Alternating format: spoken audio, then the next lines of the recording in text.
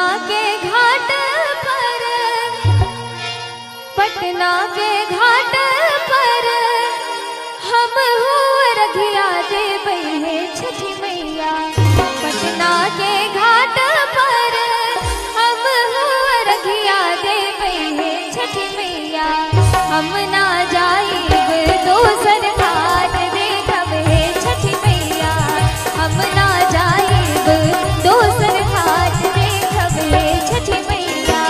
पटना के घाट पर, पटना के घाट पर हम हो रघिया देबै हे छठी मैया।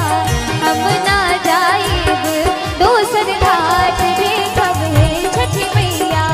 हम ना जाइब दोसर घाट देखब हे छठी मैया।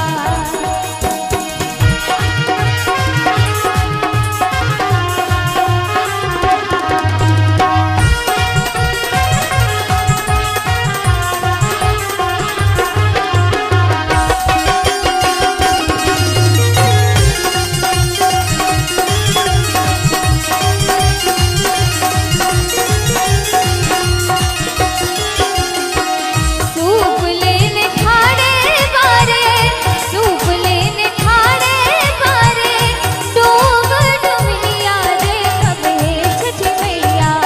सूप लेने ठाड़े बारे डूब डुमनिया देखब हे छठी मैया। ओही सूप घाटियाई देखब हे छठी मैया। ओही सूप घाटियाई देखब हे छठी मैया। पटना